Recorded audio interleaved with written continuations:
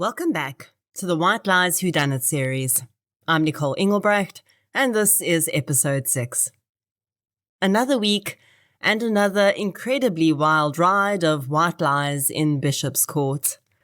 Our suspects really are shifting from episode to episode, and some information seems to be both damning and exonerating. Like, how is that even possible? Anyway, let's dig into this. The new info we've got about our victims. Andrew was living a lie with his children. Although most people would be proud to say they've built themselves up from poverty to owning a house in Bishopscourt with a thriving business, not Andrew, apparently.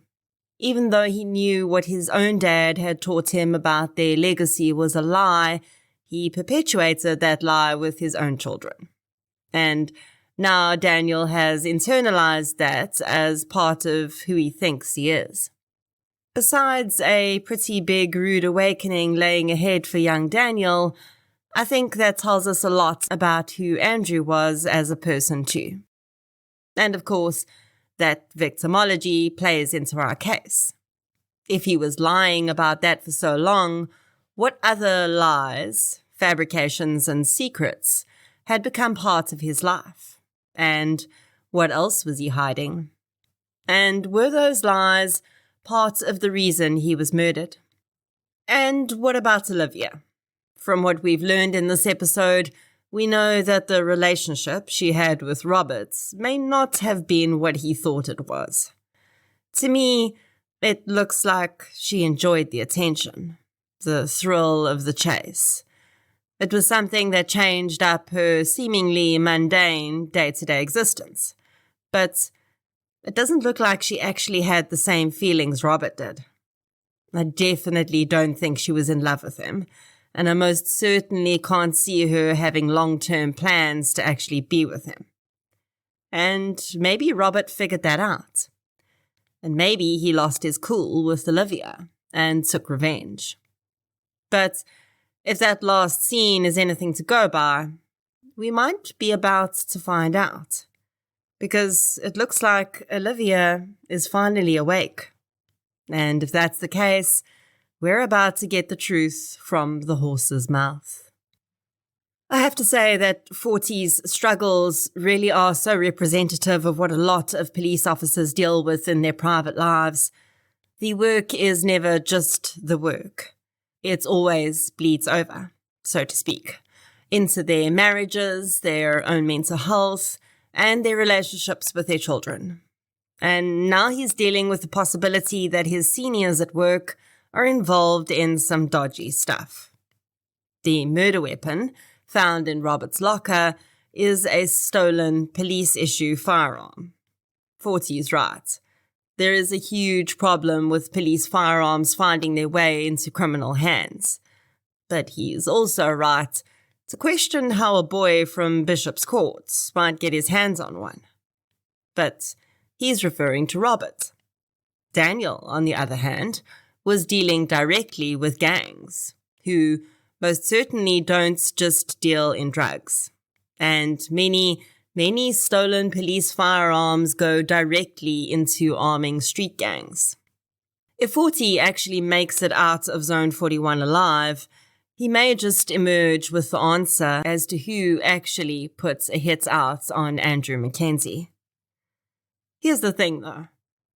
Hitmen don't leave live witnesses.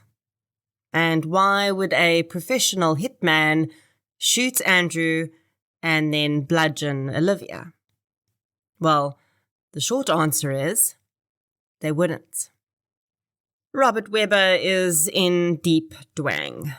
He has motive, opportunity, and the alleged murder weapon was found in his possession.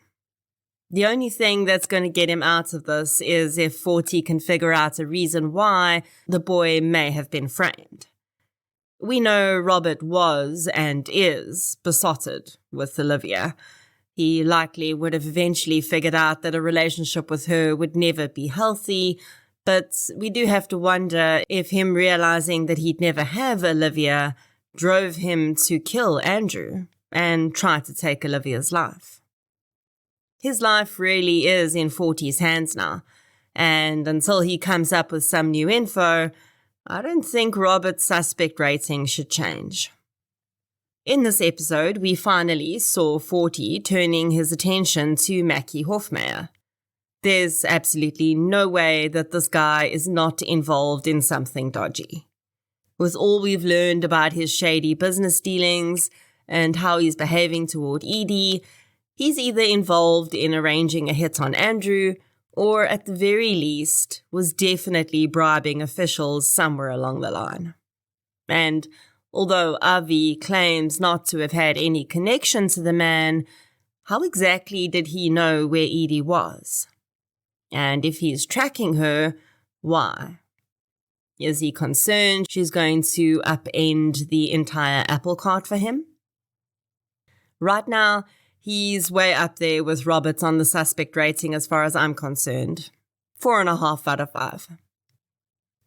Jamie really has developed into a completely different character than she was when we first met her. She's almost taken over the role in her relationship with Daniel as the strong one. And we found out that she didn't have the greatest relationship with her mom either. She definitely does not want Daniel going to Oxford. It seems her idea of their future is him and her living happily ever after in their Bishopscourt home. But there is the small problem of her mom still being alive, and now it seems waking up. How exactly does she figure that into her fantasy? Although she can't be discounted, we still don't know how she would have got her hands on a gun if she was the one who killed her father and attacked her mother. So she's iffy. But I still feel she's actually a better candidate at this point than Daniel. And I haven't seen anything that should reduce her suspect rating, so 3.5 stars it remains. I kind of love how 40 is now actively protecting Edie, and I can't help but wonder if she was right all along to have a wall up against Avi. He just seems a little bit too good to be true. I don't know. But her baby news is out, and I guess she has a decision to make. Or maybe she's already made it. Who is sneaking into Daniel and Jamie's house? What is Olivia going to be able to say when she wakes up? If anything, we have to remember she might have a brain injury and memory loss from that. Can Edie really trust Avi? Is 40 going to make it out of Zone 41 alive? We've got another week to wait to find out. So be in front of your television next Thursday at 8 p.m. on Mnet 101 for the penultimate episode of White Lies.